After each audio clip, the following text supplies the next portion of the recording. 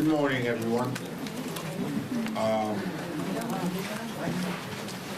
Thank you all for being here.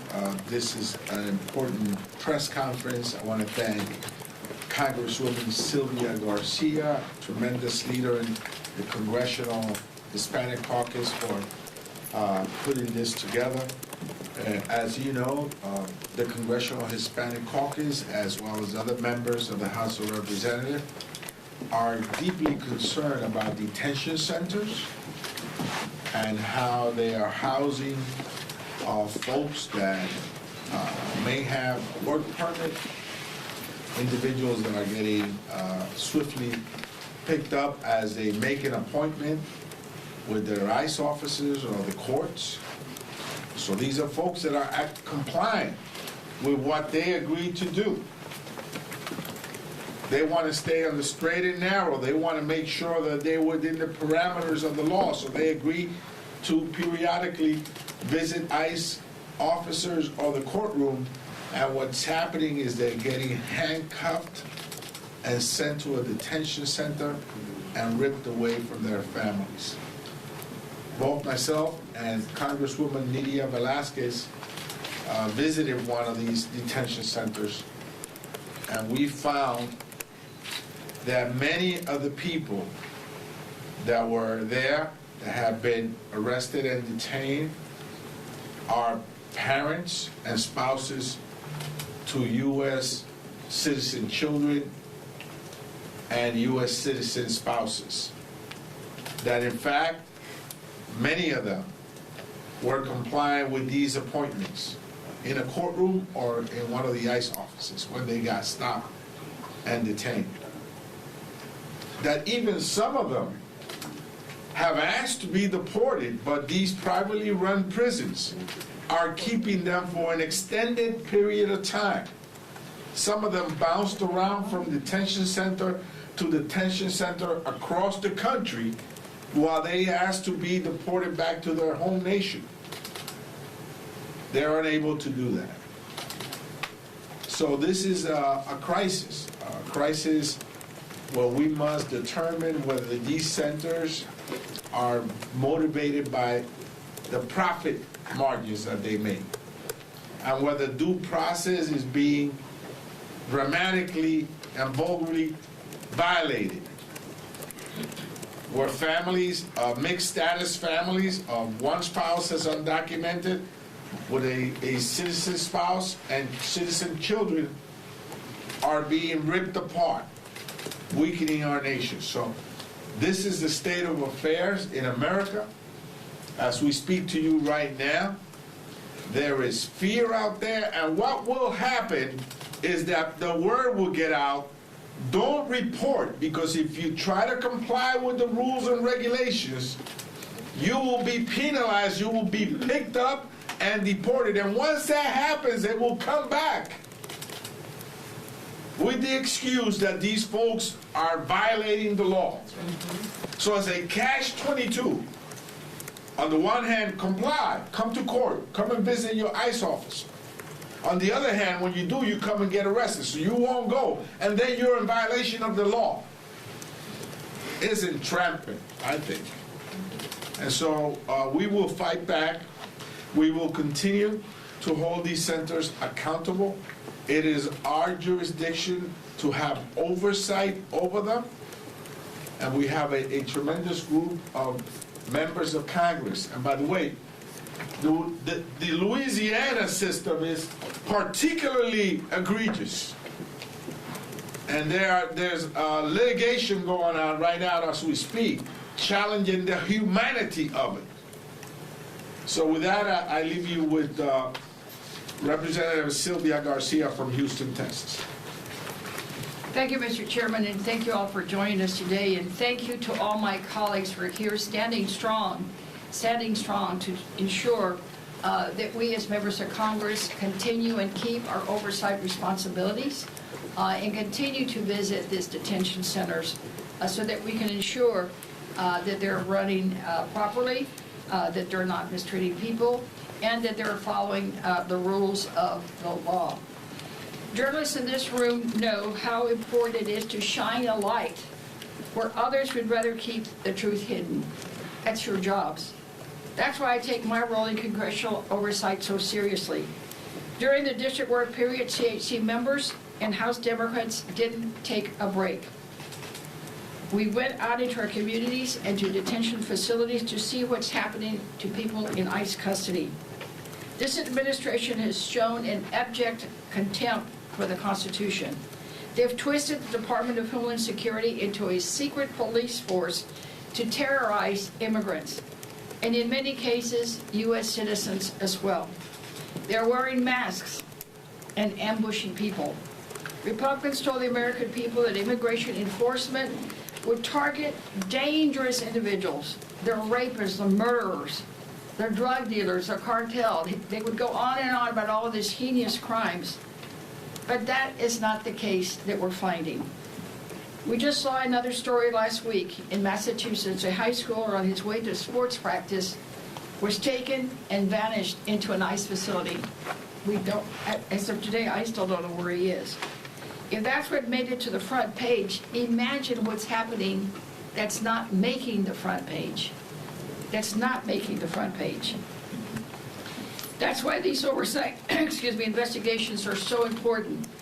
Last week I visited a Houston contract facility, one of the privately owned, as the chairman put it, and met with the operators and an ICE representative. We were able to tour the facility. We didn't get much pushback. They respected that I was there unannounced, and we toured it. We saw their medical facilities. We saw a pharmacy. We saw family visitations happening in real time. But the work is not over. This was one of more than 150 ICE facilities currently in use, and that number is going up by the day. There are nearly 50,000 people in detention, and Texas has more than 12,000 of them. Democrats will crisscross the country, inspecting facilities, demanding answers, and making sure that we use the powers of oversight to protect the rights of all. But again, this is not happening at the moment. What is happening, in my view, is just sinister, cruel, and inhumane. Of the 800 detainees at the facility the day I was there, I asked the so-called warden about how many of them, and I looked at him, y'all, and just said, look, you're a Texan, I'm a Texan, we know what a felony is, we know what a heinous crime is. About all of these 800 people, about how many would fit that category. And at first he says, well, we don't keep track of that. I said, well, I'm sure you do. I said, just guess. I said, just tell me, what's your guess? You're the warden. He said, oh, I would say about 10. 10 out of 800 are the people that convict in the White House talked about during his campaign, that he would go after the heinous murderers and rapists and killers. But maybe 10, or in this facility of 800, because the people there are exactly the people that the chairman talked about. Their parents, their spouses, their workers. They're contributing to our country. This administration is rounding up far too many people who have come here legally, who have protections, and even some U.S. citizens, including citizen children. They're acting like the Constitution just doesn't apply to them. They're talking about taking away habeas corpus, and I can tell you as a former judge, I'm offended by what is coming out of the White House, and I can tell you what they're planning to do, they cannot do under the Constitution. I tell people all the time, democracy is a gift we pass from one generation to the next, but it is not guaranteed. It is frail, and it will only survive if we fight for it. So this is not just about immigrants. This is about the rule of law. This is about our democracy. This is about whether your government can kidnap a child from a bus stop because of their skin color and send them to a prison, because really that's what they are, without going to court, without a lawyer, and without any recourse whatsoever. And to the press, I hope you all stay on this. Keep digging, keep reporting, because this caucus, these Democrats, these people behind me are here and committed to this fight. And we will continue to fight, and we'll continue our oversight duties, no matter who says what. Thank you. I yield now to my colleague from New York, Amiga Velasquez. Good morning, everyone, and Chairman Espaillat and all my colleagues, thank you for being here. Thank you for visiting centers and putting a human face into this issue. As the chairman said, he and I visited the ICE detention center in Elizabeth, New Jersey, and what I saw was heartbreaking. We met people who have lived here for years, who have families, and who have built lives in their communities, now suddenly uprooted. Some have been held for months with no end in sight, no clear timeline, no answers, and no way forward. Some of the people we met were detained after showing up for routine check-ins. They followed the rules and were taken away anyway. What we and our colleagues witnessed was a system being used to punish people simply for being immigrant. And we all know that cruelty is the point with this president. And we saw a private prison system profiting off that misery, making money hand over fist. We asked, and we were given information by the detainees, some of them who already asked to be deported. One, a Russian woman who asked to be deported a year ago. When I asked the warden why is she still here? Is she voluntarily want to be deported? No answer, no concrete information. Then I said, someone is making money out of the fact that she's staying here. So all these private contractors are profiting from the pain and suffering of people that comply with the law and the rules. That's what is happening.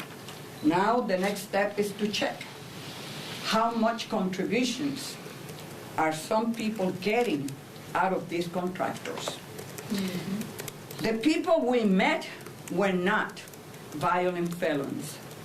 Just more evidence that Trump was lying when he said he was only going after criminals. He's going after immigrants, full stop. Mothers, union workers, green card holders, people who have lived here for decades, people with legal protections who are still being disappeared by this administration. This is what happens when a president decides the rules do not apply to him. When due process is treated as a nuisance, when people are treated like they are disposable. We have seen people deported to countries where their lives are in danger. Legal protections ignored, court orders defied, and billions in taxpayers' dollars funneled to private detention centers with no real oversight. And we are here to say, hell yes, we will be conducting oversight because that is our constitutional responsibility. Hear me loud and clear. Thank you. And next, we'll have Pramila Yayapao. Thank you so much, Representative Velasquez. Thank you, Chairman Espaillat, for your leadership of the Hispanic Caucus. Also to my colleague Sylvia Garcia for putting this together. We miss her on the Judiciary Committee where she served so capably on the Immigration Subcommittee. Thank you also to Lou Correa, who also is on the Immigration Subcommittee. As ranking member of the Immigration Subcommittee, I want to thank all my colleagues who exercised our constitutional authority and responsibility to conduct unannounced visits to ICE detention centers over this last in-district work period. As the Trump administration ramps up its mass deportation plan, sending masked men to snatch, kidnap, and disappear immigrants of all legal statuses across the country. It is critically important that we members of Congress continue to investigate what are supposed to be civil detention centers, but instead operate as private for-profit prisons with substandard medical care, and they make billions of dollars, as Congresswoman Velasquez said, in contracts from this administration, detaining people of all legal statuses, including legal permanent residents, spouses of U.S. citizens, and people who have been living in this country for more than a decade. Today in America, we spend $3.4 billion in U.S. taxpayer money on immigration, quote, detention centers that are nothing more than prisons. And they make, as I said, enormous profits, all paid for by taxpayers. Just contrast that with only $840 million that we spend on the immigration judicial system, the ability to actually process people and have people get what they need in the courts. We are making it profitable to detain immigrants, most of whom are simply waiting for a bond hearing. That's why they're in there, not because they've been convicted of any crime, not because there's anything other than just waiting for a bond hearing.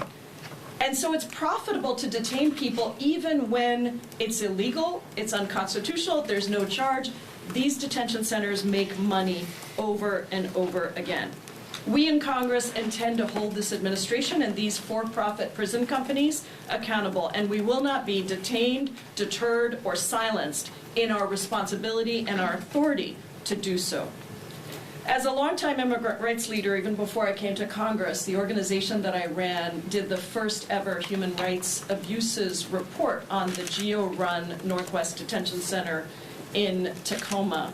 And last week, with my colleagues, Representatives Randall and Representative Dexter, we paid an unannounced visit there. Despite being delayed for an hour in entering the facility, which was completely needless, and we later heard an apology, and being denied the ability to speak to all the detainees that were there, we were able to speak to two people who I showed up with privacy waivers for them. The first woman has been in the country for 20 years. She was swept up in a raid at the workplace, and she was detained less than a week before she was going to get married to a U.S. citizen. The other person was a man who has been in this country for 31 years as a legal permanent resident. He's a proud member of the Machinists Union, and he's the primary provider for his U.S. citizen wife and his U.S. citizen children. These are not the so-called worst of the worst that Trump kept saying he was going to go after. These are simply people who love this country, who have been in this country for decades, who are married to U.S. citizens and have U.S. citizen children, and do not understand why the country they love would be doing this to them. I think we all believe that if Americans knew who was being imprisoned in these for-profit prisons, they would be offended that their taxpayer dollars are being spent on this. And they would understand that if this administration can do this to people who have done no wrong, who are here with legal status, avoid due process, completely undermine all the protections that are built into our Constitution, they can do that to anyone. And that is why it is so important that we continue to shine a light on this, that we call it out, and that we refuse to allow the Trump administration to get away with what they are doing. And with that, it's my great honor to introduce a tremendous representative from Louisiana, one of the places we see a lot of immigrants shipped over to us, Representative Troy Carter. Thank you. Thank you, Representative John Paul, and a huge thanks to the leadership and all of my colleagues behind me. I want to thank you all for being here, particularly the press, because we depend on you to transcend the lies, to advance the truth, and to dig a little deeper and ask the question, why? Why? I stood alongside a powerful, principled congressional delegation that I led in my home state of Louisiana. It was bicameral. It was Senator Markey, Congresswoman Presley, Congresswoman McGovern, and Congressman Thompson. As we visited ICE detention centers in Jena and Brazil in Louisiana, What we saw was disturbing. What we heard was unacceptable. We met with several individuals that were being detained. We met with Wendy Brio, a New Orleans area mother of 3 from my district, detained after ICE asked her to come in for her routine checkup. Ms. Brito is a volunteer in her children's classroom. She's been in the United States for 17 years. She's married to an American citizen. All of her children were born in the state of Louisiana. Ms. Brito is a model individual who shows up. She volunteers in the schools. She is an example of someone doing the right thing. She was going in for her regular, I underscore, regular checkup when she was detained. She was not told why she was being detained. She was not afforded the ability to have counsel. She was not given due process. How could this possibly be right in America? How could this possibly be right? The Fifth Amendment rights were violated. This is not about immigration enforcement. This is about targeted cruelty. This is about the Trump administration using government and its power to silence dissent, intimidate communities, and chip away at the very foundation of our Constitution. This has to mean something to everyone. Republicans and Democrats have to be concerned when our democracy and the rights that we all are afforded are chipped away unilaterally by one individual. Yeah, we should all be scared. Republicans, Democrats, Independents, and the like. Because if it happened to them, it could happen to you, it could happen to us. We got to talk about this. We got to turn the lights on. And let me be clear for those who might misunderstand or choose to misinterpret. No one should be thrown into a federal custody for simply speaking their mind. No one should disappear from their family without cause. No one should be punished for writing in their school newspaper. No one should be challenged because you disagree with what they say. Listen, our free speech is not built on only protecting speech that we like. In fact, it is protected against those things even we grossly dislike. That's not the point. The framers of the Constitution were very clear. We don't want tyranny. We don't want a king. We want a democracy where you're free to challenge your leaders, to challenge their policies, to speak freely without fear of persecution. This president clearly doesn't like that. And we're seeing it acted out every single day. These abuses demand transparency. They demand accountability. They demand congressional oversight.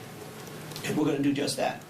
We won't stop fighting for the Wendy's of the world. We won't stop fighting for the individuals of the world who are being persecuted for no crime. When we visit Louisiana, one of the things that was most telling is that none of these individuals that we spoke to were being held for a crime. Many of which, as my colleagues have just said, offered to just send me home. And they wouldn't. It's because it's a for-profit entity. Louisiana is different in most because we are above the 72-hour frame. Most of the centers across the country are required to release them after a short period. In Louisiana, you can keep them longer. Hence, you see people go from center to center to center. Why? Because they're timed out, they send them to another center. They're timed out, they send them to another center. Because they're making money. Because as long as there's a body in the cot, there's a check in the bank. We cannot allow this gross miscarriage of justice to go on. We cannot allow them to continue to profit from an illegal action, from an unconstitutional action, from an action that ignores the rule of law. That's why we're here today. And that's why we aren't going anywhere. We're going to continue to stand. We won't stop fighting for every person caught in this system without a voice. And we in Congress must uphold the values of our founding fathers and the rights of all people in the United States, regardless of whether we agree with what they say or not. None of us support hate speech, anti-Semitism, or hate violence of any sort. Let's be clear. None of us are supporting anyone who incites violence, or anti-Semitic, or anti-gay, or anti-black, or anti-Asian, or anti-Hispanic, or anti-anything. But we're not going to sit back idly by and shirk our responsibility as people with oversight to check and make sure our Constitution and individual rights are being upheld to the highest extent of the law. I thank you for being here. Next, I will bring up the esteemed member, Emily Randall, for comments. Thank you.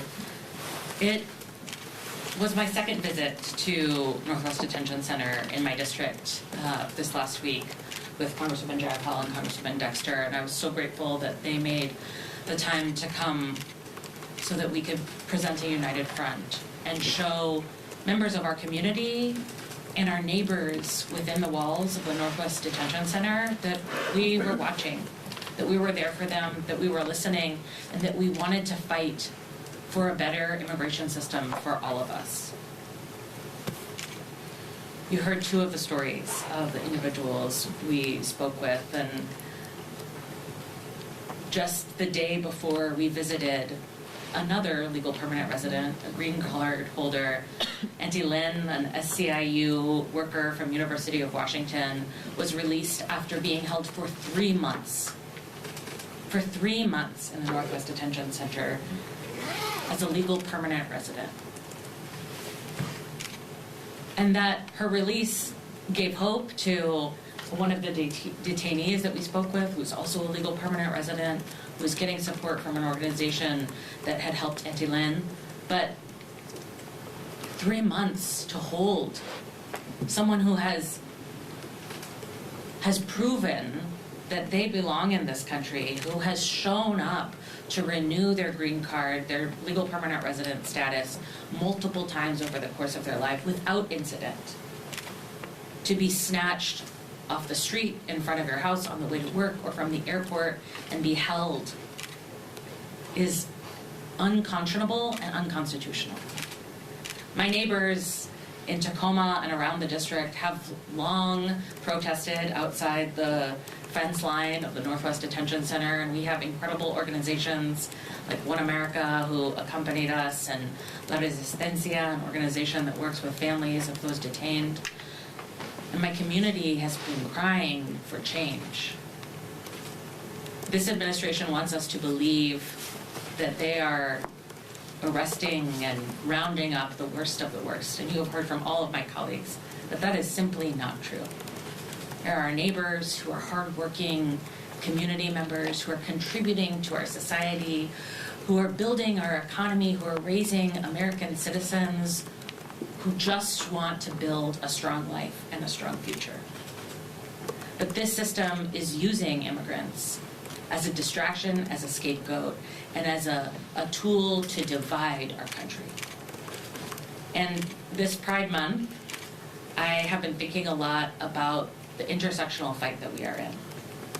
The work to protect the most marginalized, our immigrants, LGBTQ immigrants, communities who are easily pushed aside, and who this administration are over and over using as fodder in their war to consolidate power and control. And we will not stand for it. That's why we stand before you today, and why we'll continue to show up at detention centers and at protests and pride parades and every opportunity we have in district and around the country to stand with our immigrant neighbors and to fight for a better system, a system that invests money not in locking people up, but in processing, in ensuring that we have an immigration system that is humane and effective and doesn't create these long delays and allows us to build the America in whose promise we believe. I'm honored to be a member of the Congressional Hispanic Caucus and to serve alongside longtime immigration advocates like Congresswoman Jayapal and my fellow freshman, Congresswoman Dexter.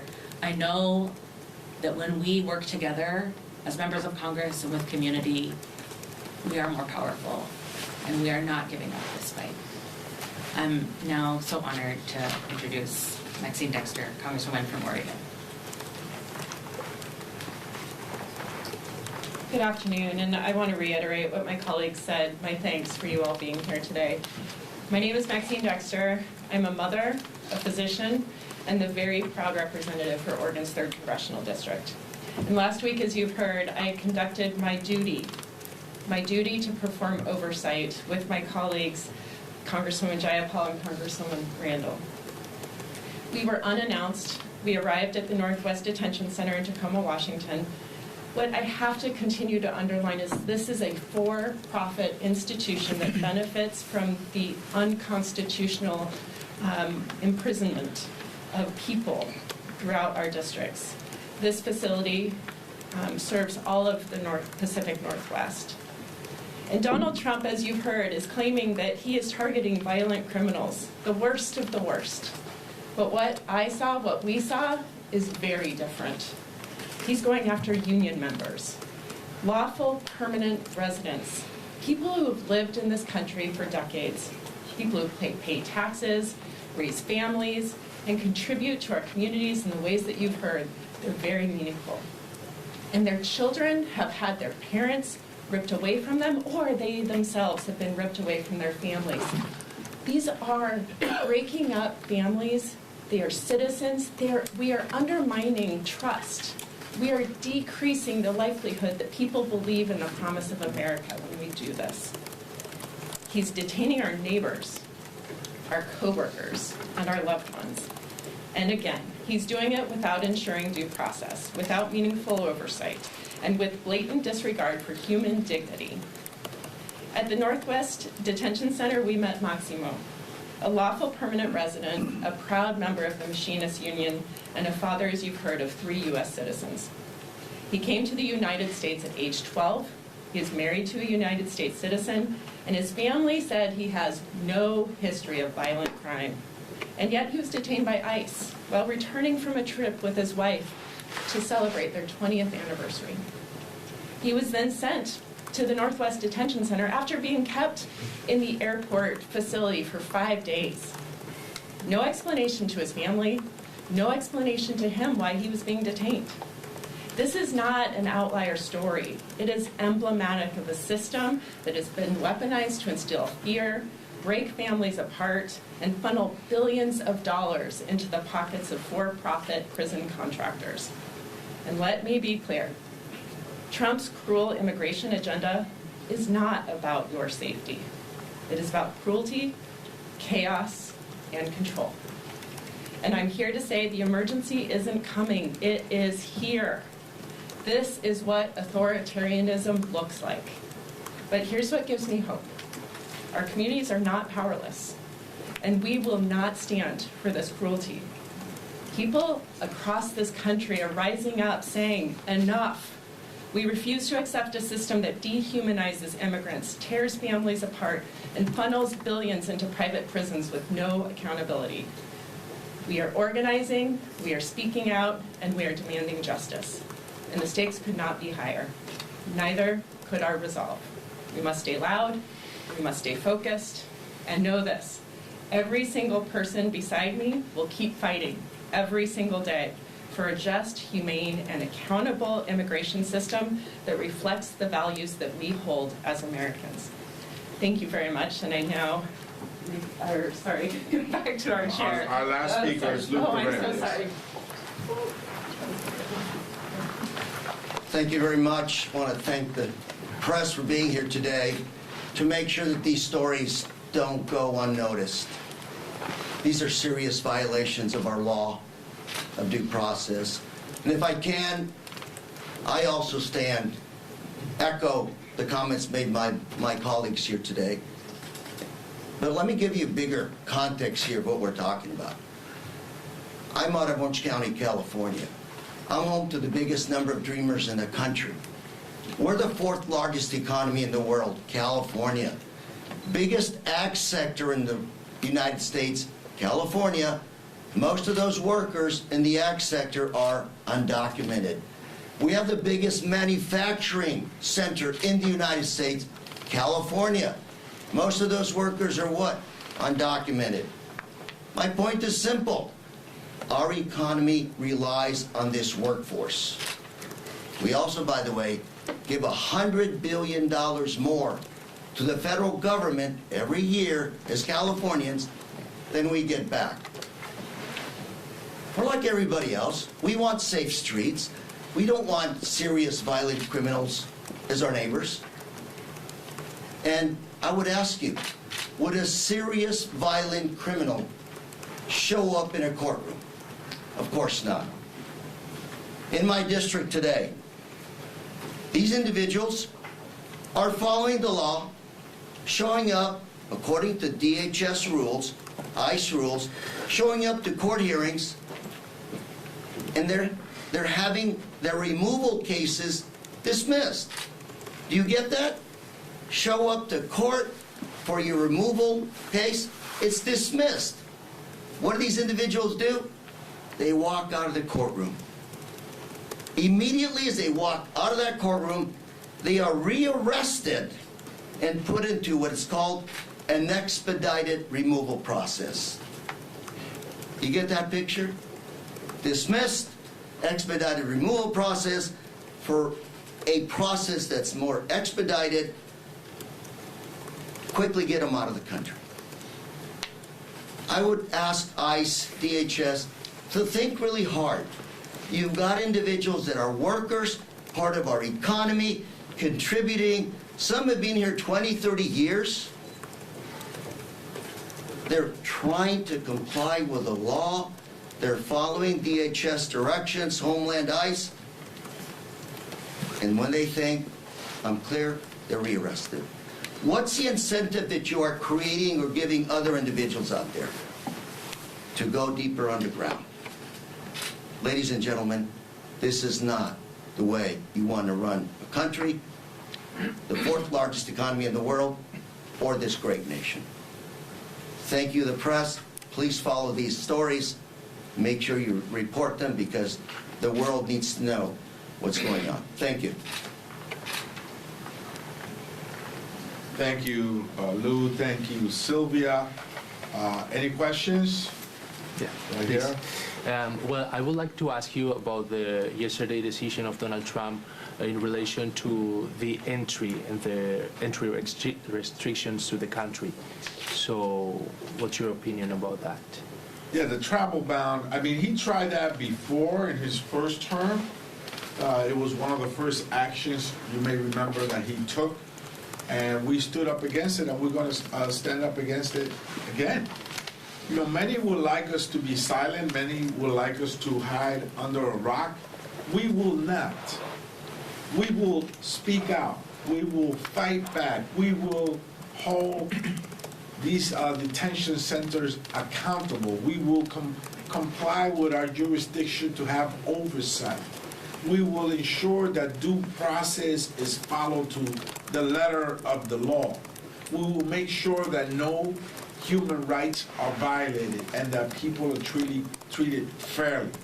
And we will continue with these visits to these detention centers. Can I just add to that? Can we have also a Spanish answer, please? Nosotros vamos a seguir esta lucha. Muchas personas, a lo mejor algunas personas quieren que nos callemos. No lo vamos a hacer. Vamos a seguir con nuestra responsabilidad de asegurar de que el sistema de detención de estas personas sea un sistema justo, que no violente los derechos de ellos, que realmente los derechos en general a un proceso justo sea protegido por la ley. Así que estaremos en vigilancia y en apoyo de estos inmigrantes. I was about to add, I looked at that list of countries, Yeah. the travel ban. I believe one of them was Afghanistan. And this last week I noticed American veterans of the Afghan war in our hallways fighting for Afghan refugees to keep them in the U.S. So you're talking about people that fought along Americans who watched their back of Americans, saved Americans in the battlefield, and now you are saying you can't come to the U.S. Again, what is the message we're sending the world when it comes to being in the battlefield with Americans? This is not good. Yeah, I just want to add that I'm very hopeful that just as the Supreme Court, held his first travel ban, and I think the second and third version, he went to 2 or 3 versions of it, held it unconstitutional, that they would do that again, because there's no rhyme or reason as how he picked and chose all those countries. It's just deplorable. I think it's unconstitutional, and I'm sure there will be lawsuits filed as quickly as they can. Question? Are you getting from ICE and ICE contractors all the access that you're seeking at the detention sites you visited? I must say that the Elizabeth, New Jersey Detention Center that we visited, there was no objection from them. But can I say something? We visited a for-profit center, so it was their decision to make. There was a representative there from ICE. But anything that we asked for in writing, like a copy of the inspection report, a profile of the 800 population that was there, by age, by sex, things that we wanted in writing, they just said no. And he would always just look to the warden would look to the ICE guy and he'd go like, well, no, we'll have to ask ICE. We'll have to ask ICE. So yes, we got a tour. Yes, we were able to visit. But we got no data, no monthly reports, nothing to back up some of the things that they were saying. And in addition to that, when asked about the finances of the place, they had no answer. So we want to find out about the finances here, right? And they had no answer when we visited them. But we'll be looking at that as well.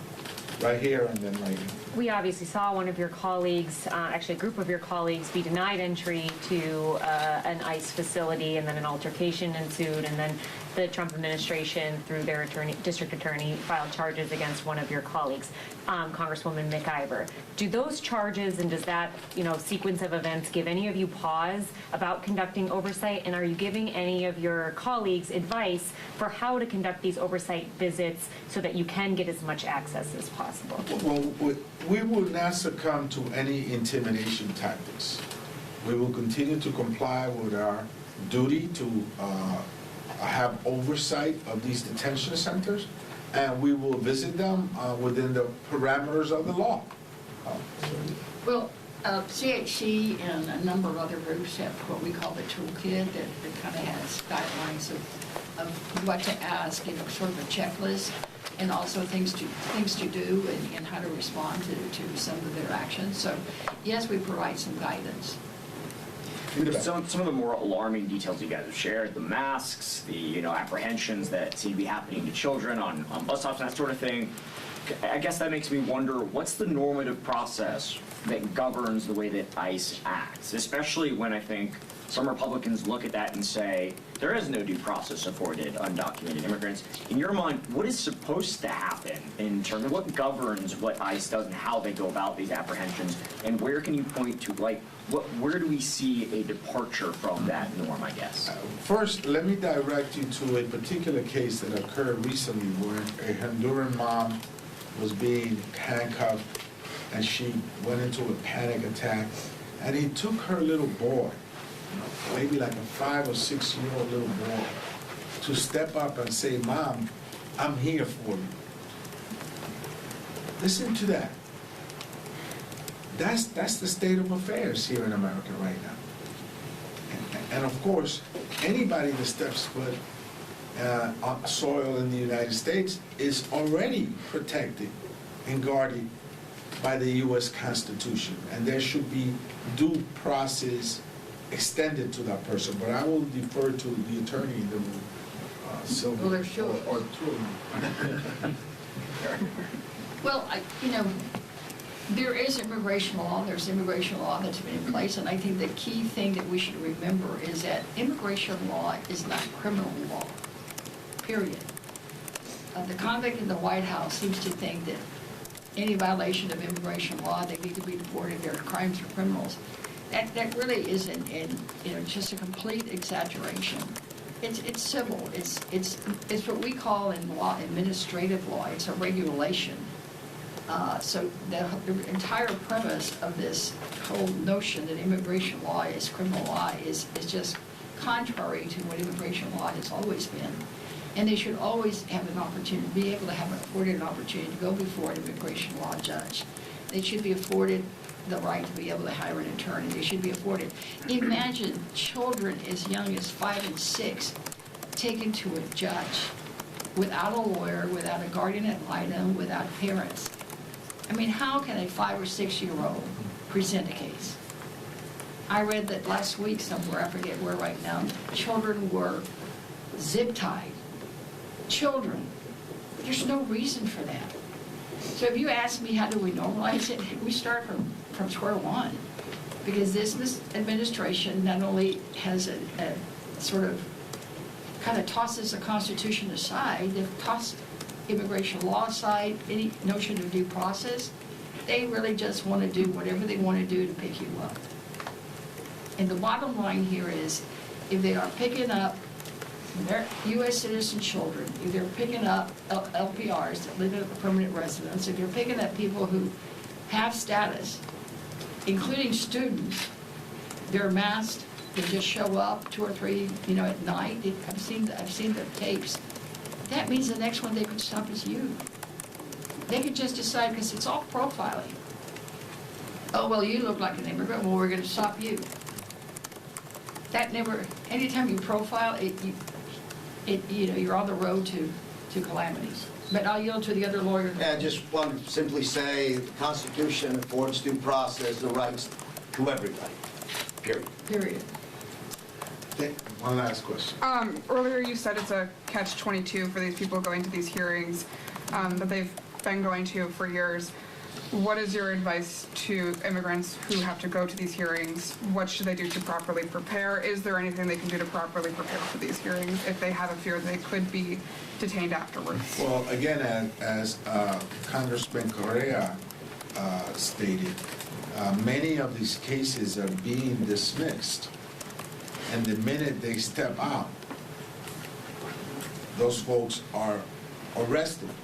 They're rearrested They're and rearrested. put in expedited removal. And my advice is make sure you have an attorney, consult with your attorney, follow the law. This is about following the law.